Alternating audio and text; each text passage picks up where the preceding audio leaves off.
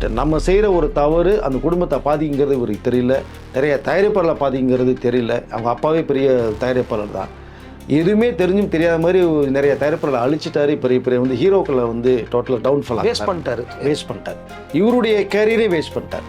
சோனியா அவர்கள் பிரிஞ்சு போயிட்டாங்க. இப்போ கீதாஞ்சலியோட நல்ல ஒரு லைஃப் கேரியர் பண்ணி நல்ல அழகான ஒரு லைஃப் எடுத்து ட்ராவல் பண்ணிட்டு போயிருந்தாங்கன்னா பிரச்சனை இல்லை. இப்போ அங்கேயும் வந்து ப்ராப்ளம் ஆகிடுச்சு. இப்போ கீதாஞ்சலி அவர்களும் செல்வரானை விட்டு பிரிஞ்சு போயிட்டாங்க. டைவர்ஸ் அடுத்த கட்டம் டைவர்ஸ். இப்போ மூத்த பத்திரிகையாளர் வெங்கடேஷ் சார் நம்மளோட இணைஞ்சிருக்கார். வணக்கம் சார். வணக்கம் சார். நீங்கள் செல்வராகவன் அவர்களை பார்த்துருக்கீங்க, சில விஷயங்கள்லாம் ட்ராவல் பண்ணியிருக்காங்க ஒரு கூடவே. ஸோ இந்த நேரத்தில் வந்து இந்த விஷயம் வந்து பல பேருக்கு அதிர்ச்சியாக இருக்குது. செல்வராகவன் அவர்கள் வந்து சமீப காலமாக பேசும்போதே எனக்கு ஒரு பெரிய பிரச்சனை தேடி வரப்போகுது, அடுத்த 6 மாதத்தில் நான் அதை ஃபேஸ் பண்ண வேண்டியது இருக்குன்னு சொல்கிறாரு. இன்னொரு பக்கம் வந்து பார்த்திங்கன்னா புகைப்படத்தெல்லாம் நீக்கிட்டாங்க. இதே மாதிரி தான் ஜெயம் ரவியோட லைஃப்லேயும் இன்ஸ்டாகிராமில் வந்து புகைப்படங்கள் நீக்கப்பட்டது. அதுக்கப்புறமா திரும்ப என்ன விஷயம் நடந்ததுன்னு உங்களுக்கு தெரியும். நிஜமாகவே என்ன தான் நடந்துக்கிட்டு இருக்கு? பேக் டு பேக் டிவோர்ஸா? அதாவது ஒரு விஷயத்தை இவங்களுக்குள்ளேயே பேசி தீர்க்கணும். அது ஃபர்ஸ்ட் ஆஃப் ஆல் இங்கே இருக்கிற பெரிய ஆர்டிஸ்ட் கூட யாருக்குமே தெரியல. சோசியல் மீடியாவுக்கு ஒரு விஷயத்த சொல்கிறதே அவங்க தான் சொல்கிறாங்க, கடைசியில் அது இல்லைன்னு சொல்கிறது அவங்க தான் சொல்கிறாங்க.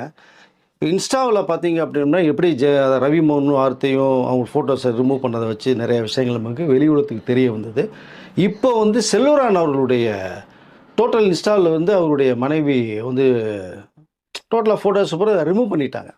ஆனால் கடந்த 1-2 வருடமாகவே பார்த்தீங்க அப்படின்னா செல்வரான் வந்து திடீர்னு இன்ஸ்டாவில் வந்து எதையாவது ஒன்று பேசிகிட்டே இருப்பார். எதையாவது ஒன்று அதாவது சொன்னால் தத்துவமலையாக பொழிவார்.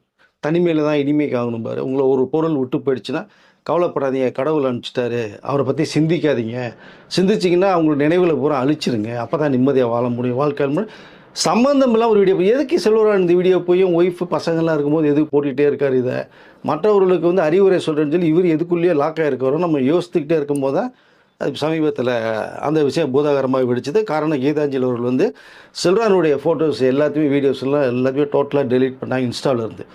ஏன் டெலீட் பண்ணாத விஷயம் தெரிய வரும்போது தான் இப்போ என்ன விஷயங்கள் நிறைய சோசியல் மீடியாவில் பேசிகிட்டு இருக்காங்க. இதுக்கு இன்னொரு காரணம் நம்ம எடுத்துக்கிட்டோம்னா செல்வராகவனுடைய அந்த ஆக்டிவிட்டீஸ் பிஹேவியர் தான் ஃபர்ஸ்ட் ஆஃப் ஆல் ஒரு காரணம் அப்படின்னு தான் எனக்கு தெரிஞ்ச வரைக்கும் நான் சொல்ல முடியும். ஃபஸ்ட்டு இவங்க மேரேஜ் பண்ணது சோனியா அகர்வாலை மேரேஜ் பண்ணாங்க. அது வந்து அவங்களை இன்ட்ரடியூஸ் பண்ணது அவர் தான். பட் அது ரொம்ப லவ் எஃபெக்ட் ஆச்சு. எப்படி தேவயானி அவர்கள் தேவையில்லாமல் ராஜகுமார் கல்யாணம் போய் மாட்டிக்கிட்டாங்களோ அது மாதிரி சோனியா அகர்வாலும் செல்வரான் வந்து பட் நீங்கள் எப்படி தேவயானி நம்ம அவ்வளோ அழகு க்யூட்னு சொன்னமோ சோனியா அகர்வால் பார்த்தீங்கன்னா அவ்வளோ கலர் அவ்வளோ ரொம்ப அழகாக இருப்பாங்க. பட் அதான் ஃபெய்த்து. ஸோ செல்வரான் வந்து கல்யாணம் பண்ணாங்க. அவங்களுடைய லைஃப் ஒரு 4 வருடங்கள் தான் ஓடிச்சு. இல்லை, சோனியா அகர்வால் வீட்டில் ஒத்துக்கிட்டாங்களா? அதுக்கு பிகினிங் ஒத்துக்கல. இப்போ எப்படி தேவயானி அம்மா ஒத்துக்கல அவங்களே ராஜகுமார் கல்யாணம் பண்ணணும்னா, அதே மாதிரி அவர்களும் ஒத்துக்கவே இல்லை. பட் ஆனால் பெண்கள் மனது எப்பயுமே ஒரு தடவை வந்து கொஞ்சம் மெல்ட் ஆகிடுச்சுன்னா அது மீண்டு வரமாட்டாங்க. அதான் பெரிய சிக்கலே அவங்க கிட்ட. ஃபில்டர் பண்ணணும், எப்படி ஃபியூச்சர் இது அவங்க எப்படி இருப்பாங்கன்றதெல்லாம் ஃபில்டர் பண்ணாமல் கண்மூடித்தனமாக டக்குன்னு போகிறாங்க.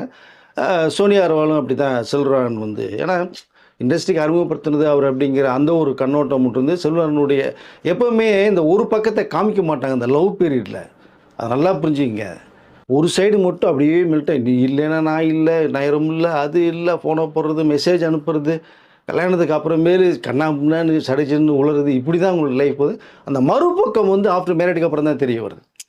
சோனியா அகர்வாலும் மேரேஜ் பண்ணி ஒரு 4 வருடங்கள் நல்லா போச்சு. பட் இவருடைய ஆக்டிவிட்டீஸ் எல்லாம் ரொம்ப ரொம்ப ரொம்ப மோசமாக இருந்ததுனால இதில் என்ன குறிப்பாக பார்க்கணும் அப்படின்னா ஷூட்டிங் ஸ்பாட்டுக்கு வந்து கரெக்டத்துக்கு வரமாட்டார். ஃபஸ்ட்டு என்ன படம் சார்? வந்தாருன்னா அவர் வந்து ஷார்ட் வைக்கிறதே பார்த்தீங்கன்னா 11 மணி 12 மணிக்கு மேலே வைக்கிறது.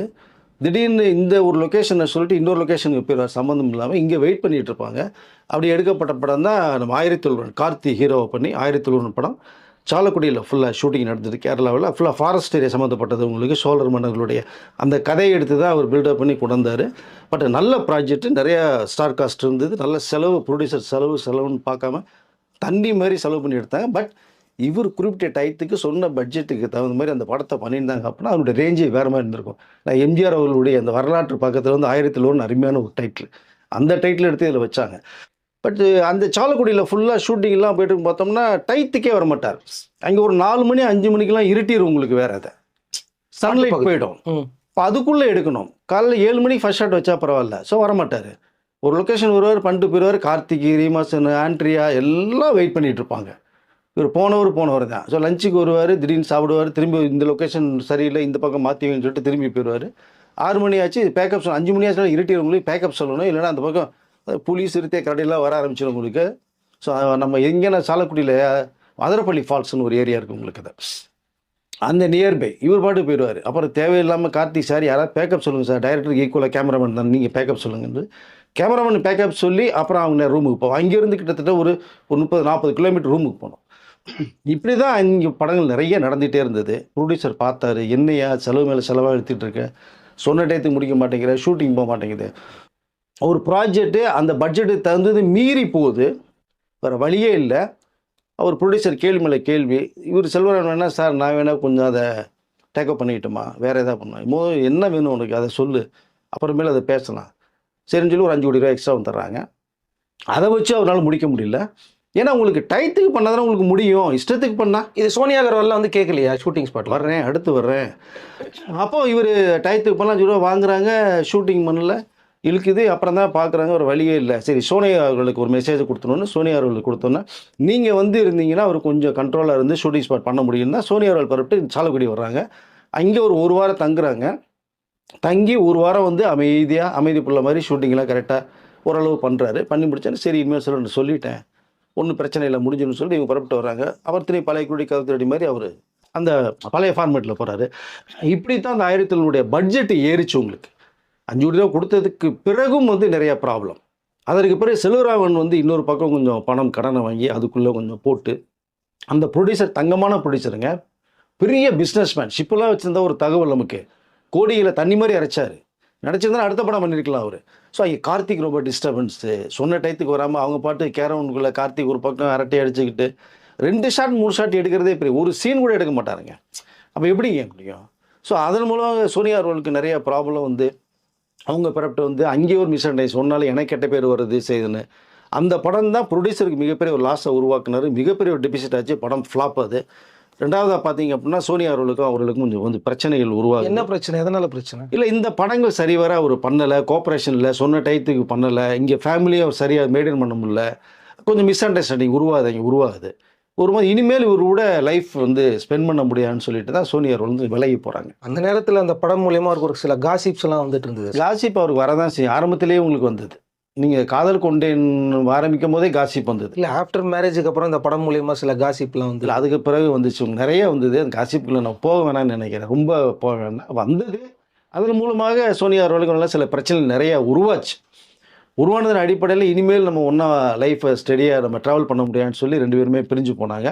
2010 பிரிஞ்சு போனாங்க. அதற்கு பிறகு செல்வராகவன்கிட்ட வந்து ஏடிஆர் அசிஸ்டன்ட் டைரக்டராக இருந்த கீதாஞ்சலி அவர்கள் தான் வந்து பார்த்து டக்குன்னு உடனே செல்வராகவன் அவருடைய நல்ல மேக்கிங், நல்ல டைரக்டர் தான். ஆனால் பட் அவருக்கு ஏன் இப்படி பண்ணுறாருன்னு சொல்லி 2011 வந்து அவங்க 2 பேரும் லவ் பண்ணி தான் மேரேஜ் பண்ணுறாங்க. ஸோ இது வரைக்கும் லைஃப் அவங்களுக்கு நல்ல ஸ்டடியாக ஒரு 15 வருஷமாக போய்கிட்டு இருந்தது. திடீர்னு இப்போ ஒரு வருடமாக நிறைய பிரச்சனைகள். கீதாஞ்சலி அவங்க அப்பா எப்படி ஒத்துக்கிட்டாரு? அவர் ஒத்துக்கலைங்க. அவர் வந்து இதே மாதிரி சொல்லவும் தான் எப்படி சோனியா அவர்கள் வீட்டில் ஒத்துக்கலையோ கீதாஞ்சலி வீட்லேயும் ஒத்துக்கலை.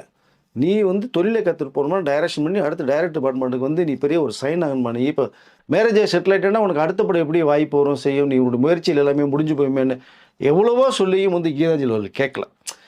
செல்வராக நம்ம ஒரு பக்கம் இப்படி பார்த்தா கூட இன்னொரு பக்கம் நல்ல ஒரு மேக்கிங் டேட். அதுக்கு முன்னாடி கிட்டத்தட்ட ஒரு 3 படங்கள்லாம் சூப்பர் டூப்பர் ஹிட் கொடுத்து தனுஷுக்கு மிகப்பெரிய லைஃபை கொடுத்தவர். பட் சில ஆக்டிவிட்டீஸ் அவருடைய பர்சனல் மேட்டரில் போய் லாக் ஆனதுனால அந்த கேசிப் சொன்னீங்க அதுக்குள்ளே போய் மாட்டினது. ரெண்டாவது பர்சனலாக சில அடிக்ட் ஆன சில விஷயங்கள்லாம் வந்து ஒரு மனிதனை அப்படி திசை திருப்பி கொண்டு போயிடுது. பட் இருந்தாலும் கீதாஞ்சலி வீட்டில் எவ்வளோ எதிர்ப்புகள் வந்தால் கூட அவர் இல்லை சொல்கிறேன் தான் மேரேஜ் பண்ணுவேன் இப்படி வரும்போது ஒன்றும் பண்ண முடியல.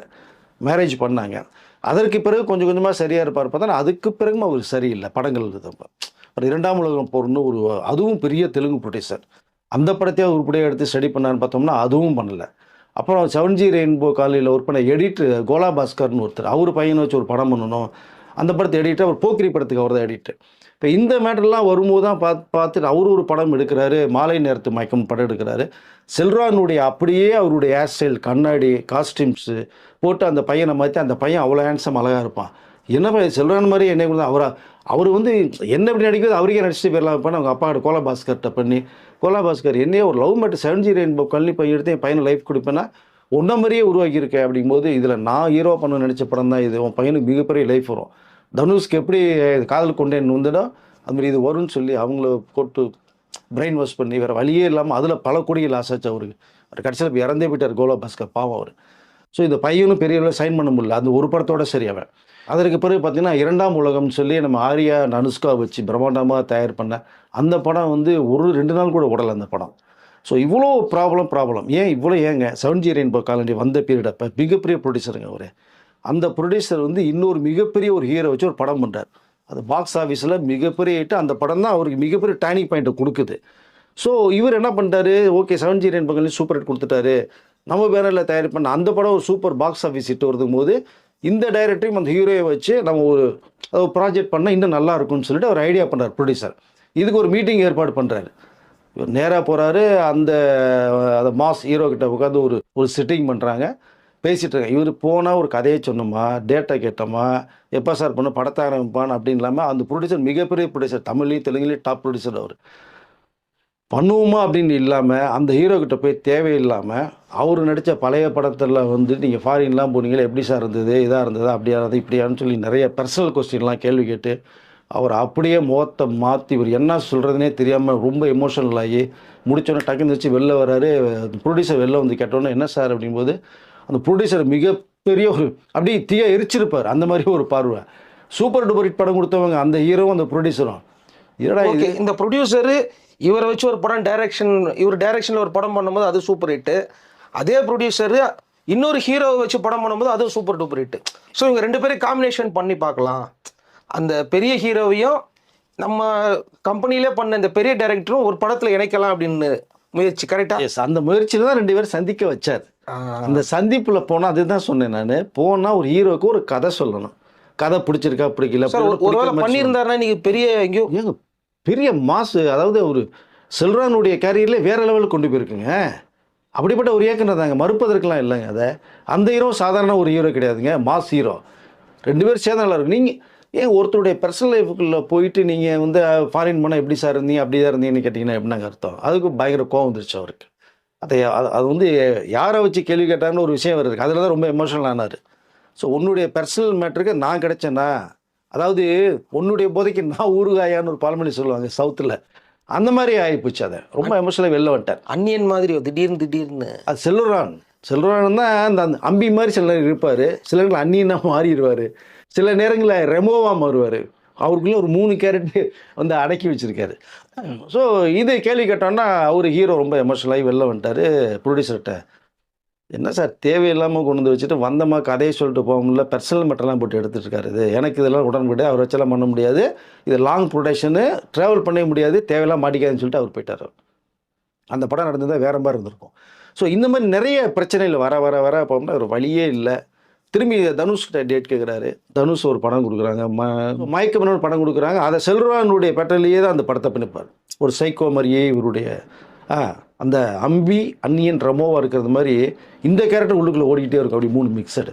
அது வந்து இப்போ அந்த படம் பார்க்கும்போது நம்ம வந்து செல்வராகவன் ஒரு ஃபால் ஆனதுக்கப்புறமா அவங்க ஒய்ஃபு தான் கீதாஞ்சலி தான் அவங்க கூப்பிட்டு வந்தாங்க. அவருடைய சொந்த கதை மாதிரியே இருக்கும். அப்படியே தான் இருக்கும். அந்த படத்தில் தனுஷ் வந்து பார்த்தீங்கன்னா அவருக்கு ஒரு ஃபாலிங் நடக்கும். பின்னாடி போகும்போது அவங்க ஒய்ஃப் தான் எல்லா காவலையும் தாண்டி அவர் அப்படியே ஒரு பெரிய ஃபோட்டோகிராஃபராக ஆக்குவாங்க. இவர் கதை மாதிரி தான் இருந்தது. ஏன்னா 1001 அதுக்கப்புறமா விழுந்துட்டார், கதை இல்லாமல் இருந்தப்போ அவங்க ஒய்ஃப் தானே இவர் திரும்ப கூப்பிட்டு வந்தாங்க. மாலை நேரத்து மயக்கம் கொடுக்கும்போது அது நல்லா ட்ராவல் பண்ணிடலாங்க. அது பல கோடிகளுங்க அந்த ஸோ அந்த பட்ஜெட் போட்டாங்க. அவர் தான் டைரக்ட் பண்ணது. இவர் பண்ண டென்ஷன் டார்ச்சரில் ஷூட்டிங் வர மாட்டார், சொன்ன சீன் எடுக்க மாட்டார். கோலா பாஸ்கர் என்ன பண்ணிட்டாருன்னா இந்த படமே பண்ண முடியான்னு சொல்லி ட்ராப் பண்ணிட்டார் இடையில, வேணான்னு சொல்லிட்டு. அவர் நடித்தது ஒரு 7G ரெயின்போ காலனி, இவரும் பையனை ஹீரோவாக்க வரணும்னு தான் அவர் பிளான் பண்ணுது. அதுக்கு பிறகு செல்வரான் நீ டைரக்ட் பண்ணால் நான் படம் பண்ண முடியும்னு சொல்ல போனதுக்கு பிறகு தான் கீதாஞ்சலி டேக் அவங்க கையில் எடுக்கிறாங்க அந்த படத்தை. அந்த படத்தை மேற்கொண்டு டைரக்ட் பண்ணது கீதாஞ்சலி தான். இப்போ டைட்டில் கார்டில் டைரக்ஷன் கீதாஞ்சலி தான் வரும். ஆமாம், கேள்விப்பட்டேன். அன்றைக்கி பரபரப்பாக பேசப்பட்டது அந்த விஷயம். அவங்க டைரக்ஷன் தான் பேர் வரும். ஸோ இவர் ரொம்ப எவ்வளோ தான் ஒரு மனுஷனுக்கு கோஆப்ரேட் பண்ணுறது, பிரச்சனை. சரி ஓகே, அவங்க டைரக்ட் பண்ணாங்க, வந்துச்சு. அடுத்து இது தனுஷ் ஒரு போய் இவர் வந்து எப்படியா செல்வராகவன் போய் கெஞ்சி கூத்தாடி ஒரு படம் வாய்ப்பு விட்றான், நான் படம் முன்னே திரும்பி வருவேன்னு சொன்னபோது தான் தனுஷ் வாய்ப்பு தட்டார். அந்த படத்தை நல்லா பண்ணியிருக்கணும்ல. அது பண்ண 2ஆம் உலக படத்தில் மயக்கம் என்ன மாலை நேரத்து மயக்கம் பண்ணல. அண்டு இந்த படம் தனுஷ் படமும் பண்ணல, எல்லாமே ஃப்ளாப் ஆகுது. சூர்யா வந்து இவருக்கு ஒரு இறுதி வாய்ப்புன்னு ஒன்று கொடுத்துருந்தாரு. அது வந்து பெரிய அளவில் எல்லோரும் எதிர்பார்த்துக்கிட்டு இருந்தாங்க. சூர்யாவும் செல்வராகவும் இணைய போகிறாங்க. அதுவும் இல்லாமல் பிரிஞ்சிருந்த யுவன் சங்கர் ராஜாவும் உள்ளே வராரு. அவர் ஃபேவரட்டான கேமராமேனும் உள்ளே வராருன்னப்போ இந்த எதிர்பார்ப்பு எப்படி தூள் தூளாக்குனார் அவர்? இல்லை, சூர்யா வந்து செல்வராஜ் மேல மிகப்பெரிய நம்பிக்கை வச்சு ஒரு நீங்கள் சொன்னது மாதிரி ஒரு லைஃப் கொடுப்போம் அப்படிங்கிற ஒரு தாட்ஸ் தான், இன்னும் நல்ல இயக்கணும்னு சொல்லி. இதுக்கு முன்னாடி பார்த்தீங்கன்னா நம்ம யுவன் சங்கர் ராஜாவுடைய காம்போவை பார்த்தீங்கன்னா பிரமாதமாக இருக்கும். காதல் கொண்டேன்லாம் நீ செஞ்சிருப்பீங்கன்னா அவர் இல்லைன்னா படமே இல்லைங்கிறது மாதிரி இருந்துச்சு. அவ்வளோ ஹிட்ஸாக பிஜிஎம் பேக்ரவுண்ட் ஸ்கோர்லாம் ரொம்ப அந்த ஃபீலிங்கை கொண்டு வந்திருப்பார் அதை. ஸோ நல்ல கேமராமேன் அவரையும் யூஸ் பண்ணாரு அப்படின்னா இவர் பண்ணுற நிறைய ப்ராப்ளங்களுக்கு அவங்களுக்கு பெரிய மைனஸ் ஆகும். கூட்டணி பிரிஞ்சிச்சு. கூட்டணி பிரிஞ்சுது. யுவன் சங்கர் ராஜா வேணாம் செல்வான்னு சொல்லிட்டு அவர் வெளில போனார், கேமராமேன் வெளில போனார். நல்ல ஒரு காம்பினேஷன் வந்து உடைச்சதே இவர் தான், செல்வராஜன் தான். அப்போ நீங்கள் இதெல்லாம் மீட் பண்ணால் சூர்யா வந்து வேண்டாம் திரும்பி செல்வராஜன் வாய்ப்பை தரணும்னு தான் ஒரு படம் கூப்பிட்டு கொடுக்குறாரு. இவங்களெல்லாம் சேர்க்குறாரு. அதான் அந்த வாய்ப்பு தர்றாரு. மீண்டும் அதே கூட்டணி பிரிஞ்சு போன கேமராமேனு யுவன் சங்கர் ராஜா உள்ளுக்குள்ளே கூப்பிட்றாரு. சூர்யாவுடைய முயற்சினால தான் இந்த காம்பினேஷன் திரும்பி ஒன்று சேருது. அப்போ நல்லா பெரிய பட்ஜெட்டில் தான் இந்த படம் உருவாது. நிறைய ஸ்டார் காஸ்ட் இருந்தது. சொன்ன அந்த நாட்களோடு அதிகமாகவே சூர்யா எடுத்துக்கிட்டார் பண்ணலான்னு. ஆனால் நிறைய ப்ராப்ளம், செலவு அதிகமாக போகுது. அப்போ என்ன காரணம் ஏன் அப்படின்னு கேட்கும்போது பார்த்தோம்னா செல்வராஜன் வந்து சொல்கிறது ஒரு சீன் எடுக்கிறது ஒரு சீனாக மாறுது. அப்போது அந்த படத்தில் நீங்கள் பர்டிகுலராக பார்த்தீங்கன்னா ஒரு பிரச்சாரம் சம்மந்தப்பட்ட ஒரு சீன் மிகப்பெரியதாக வரும். அதில் ஒரு 20-40 பேர் இருந்தால் போதும் அப்படிங்கிற மாதிரி சொன்னார். ஸ்பாட்டுக்கு வந்தோன்னா பார்த்தீங்கன்னா ஒரு 200 பேர் வேணும் அப்படின்னா எப்படி முடியும்? நீங்கள் உடனே 200 சம்பளம் பேசணும், பேட்டா கொடுக்கும் போது செலவு ஆகுது அதிகமாகுது. அது அந்த சீன் எத்தனை நாள் எடுக்க போகிறாருன்னு அது வேற தெரியாது. நீங்கள் இனி கும்பல் சேர இவர் ஒரு சீனை வந்தே இப்போ 8 ஷாட் பிரிப்பாங்க. அதுலேயே 3 ஷாட் எடுத்துட்டு மீதி 3 ஷாட்டை மறுநாள் வைக்கிறவர். அப்புறம் எப்படி ஒரு நாளைக்கு 2 சீன் 3 சீன் எப்படி போடுவார்? பட் அதுக்கு வந்து இவனால் முடியல. இந்த சீனு மிகைப்படுத்தப்பட்டு மெம்பர்ஷிப் அதிகமாகுது. சரி ஓகே படம் பண்ணியாச்சுன்னு சூர்யாவும் கேட்குறதா தர்றாங்க. திரும்பி தராங்க, திரும்பி அதிகப்படுத்த போகுது. அப்புறம் இங்கே டைட் பண்ண தான் செய்வாங்க. ஒரு கம்பெனி வந்து ஒரு லிமிட்டுக்கு போனால் டைட் பண்ணுவாங்க. அப்போ இவர் என்ன பண்ணால் திடீர்னு தலை வலிக்குது, வயிற்று வலிக்குதுன்ட்டு போயிடுறது. கோச்சிக்கிட்டு போய் நம்ம கேட்டதை தரலன்னு. அப்புறம் திரும்பி அவர் எப்போ வருவார் அப்போ தான் வரும். திரும்பி இந்த காம்பினேஷன், இந்த லொக்கேஷன், திரும்பி செட்டு, இந்த விஷயங்கள் திரும்பி போகும் நமக்கு. அப்போது ஒரு நாள் 2 நாள் எடுக்கக்கூடிய விஷயத்தை நீங்கள் 7 நாள் 8 நாள் எடுத்தீங்கன்னா திரும்பி எல்லாமே மாறும். செலவு வந்து 1 மடங்குக்கு 10 மடங்கு செலவாகும். இப்படி தான் அந்த படத்தை செலவு இழுத்து விட்டார். சரி செலவு தான் இழுத்து விட்டார். சூர்யா தாக்கு பிடிச்சாரு. ஓகே, நீங்கள் படத்தையாவது ஒரு வெற்றிகரமாக படமாக கொடுத்தீங்களா? நீங்கள் சூர்யாவை டோட்டல் டவுன்ஃபாலாக கொண்டு வந்து நிப்பாட்டார் அந்த படம். ஸோ மிகப்பெரிய ஒரு ஃப்ளாப் ஆச்சு இந்த படம். இவருடைய கேரியரில் பார்த்தீங்கன்னா எங்கே தனுஷும் இவரும் பிரிஞ்சு போனாங்களோ, யுவன் சங்கர் ராஜா அந்த காம்பினேஷன் உடஞ்சதோ இவருடைய டவுன்ஃபால் அப்படியே இறங்குது. மீண்டும் தனுஷ் டேட் கேட்குறாரு. நீ அண்ணன்னா வீட்டுக்கு வா, பேசி ஏதாவது செலவு பண்ணணும்னா வாங்கிக்க, இந்த படம் பண்ணுற பிஸ்னஸே இருக்கணும்னு சொல்லி தனுஷை டோட்டலாக கட் பண்ணிட்டேன். இப்போ தனுஷ் படமும் இப்போ வந்து இனிமேல் டேட்ஸே கிடையாது அவருக்கு. இதற்கு பிறகு தான் ஃபேமிலிக்குள்ளே சில பிரச்சனைகள் வருது, நிறையா வருது. இவ்வளோ பிரச்சனையில் ஒரு அடிக்ட்லேயும் போய் லாக் ஆகிறாரு அவர். ஸோ லாக் ஆகும்போது உடம்பு சரியில்லாமல் ஹார்ட் அட்டாக் வந்து அப்போல்லாம் அட்மிஷன் போட்டு மீண்டும் ரெக்கவர் ஆகி வெளில வந்தார். பட் நம்ம செய்கிற ஒரு தவறு அந்த குடும்பத்தை பாதிங்கிறது இவருக்கு தெரியல. நிறைய தயாரிப்பாளர்களை பாதிங்கிறது தெரியல. அவங்க அப்பாவே பெரிய தயாரிப்பாளர் தான். எதுவுமே தெரிஞ்சும் தெரியாத மாதிரி நிறைய தயாரிப்பாளர்களை அழிச்சிட்டாரு. பெரிய வந்து ஹீரோக்களை வந்து டோட்டலாக டவுன்ஃபால் வேஸ்ட் பண்ணிட்டார். இவருடைய கேரியரே வேஸ்ட் பண்ணிட்டார். சோனியா அவர்கள் பிரிஞ்சு போயிட்டாங்க. இப்போ கீதாஞ்சலியோட நல்ல ஒரு லைஃப் கேரியர் பண்ணி நல்ல அழகான ஒரு லைஃப் எடுத்து ட்ராவல் பண்ணிட்டு போயிருந்தாங்கன்னா பிரச்சனை இல்லை. இப்போ அங்கேயும் வந்து ப்ராப்ளம் ஆகிடுச்சு. இப்போ கீதாஞ்சலி அவர்களும் செல்வராஜனை விட்டு பிரிஞ்சு போயிட்டாங்க. டைவர்ஸ் அடுத்த கட்டம் டைவர்ஸ். இப்போ அதற்குள்ளே போகாத அளவுக்கு செல்வராஜன் வந்து பழையபடி ஏதாவது கீதாஞ்சலிகிட்ட பேசி காம்ப்ரமையான பசங்க இருக்காங்க. 3 பசங்களுக்கு லைஃப் இருக்கு. 3 பசங்களோட லைஃப் என்ன ஆகுறது? உங்களுடைய பர்சனலில் பார்த்தீங்கன்னா உங்களுக்கு வயசாகிடுச்சு. சும்மா 25 வயசு 30 வயசு கிடையாது. பசங்க லைஃப் ஒன்று பார்க்கணும். இப்போ தனுஷ் டைவர்ஸ் பண்ணிட்டு போனதுக்கு அப்புறமேல அவரும் நிம்மதியாக இருக்காருன்னா அவரும் நிம்மதி கிடையாது. கோடியில் சம்பளம் வாங்குறாரு, பூரா சுற்றுறாரு, ஆனால் வாழ்க்கையில் நிம்மதி இல்லைன்னு சொல்லிட்டு இருக்காரு தனுஷும். பணம் மட்டுமே ஒரு மனிதனுக்கு வந்து நிம்மதியை தந்துடாது. ஸோ தூக்கத்தை தராது. பணம் இல்லாட்டினாலும் சந்தோஷம், வாழ்க்கையை நிம்மதியாக இருக்கும். அது செல்வரான்ட்டு மைனஸ். தனுஷுக்கு தான் மைனஸ்னா செல்வரானுக்கு இப்போ மைனஸ். ஸோ அதனால் பிரிஞ்சு போய் இப்போ இருக்காங்க.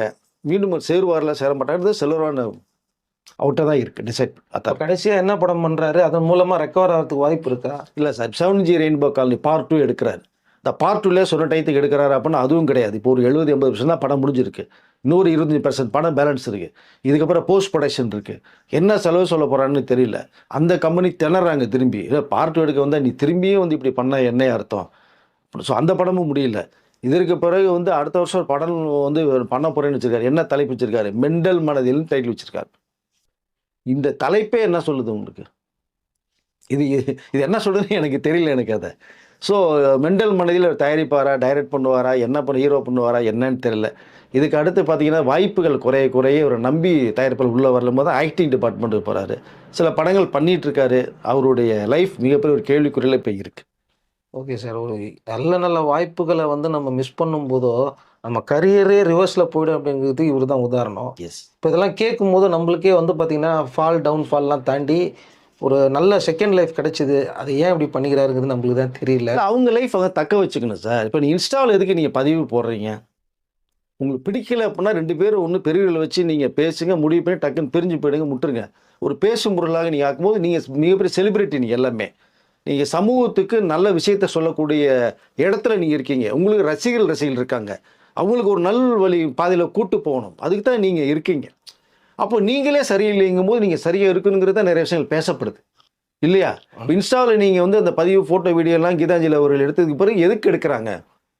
என்ன காரணம்? அது டிவி சேனல்லாம் வந்துச்சு நியூஸ். அப்படிங்கிற ஒரு விஷயத்த வந்து கண்டிப்பாக பேசும் பொருளாக தான் அமையும். இதை தவிர்க்கவே முடியாது. ஆனாலும் நீங்க திரும்பி மீண்டும் ஒண்ணு சேர்ந்து நல்லபடியா நீங்க வாழ்க்கைய வாழணும், மிகப்பெரிய படங்கள் இயக்கணும், உங்களுக்கு 3 பசங்க இருக்காங்கிற விஷயத்த நம்ம சொல்ல வரோம் நமக்கு இத. பட் அவர்களுக்கு தெரியாத எதுவுமே கிடையாது. ஒரு கதை எழுதுறவரு, ஒரு படத்த குடுக்கணும்னு தெரியாதா? தெரியும். ஆனாலும் ஏதோ ஒரு ஈகோ அந்த கிளாஷ்ல போய் தான் மாட்டிக்கிட்டு அப்படியே பிரிஞ்சு போயிருக்காங்க. நீங்க இன்ஸ்டால வந்து செல்வராயன் வந்து தத்துவ மலையா நீங்க பொழிஞ்சிட்டே இருக்கலாம். தனிமையில இனிமை காண்கிறேன், கடவுள் இப்போ அனுப்பிச்சிட்டாருன்னா போகட்டும். அதெல்லாம் வாழ்க்கை கிடையாது. இப்படி நீங்க சொல்லக்கூடாது ஃபர்ஸ்ட் ஆஃப் ஆல்.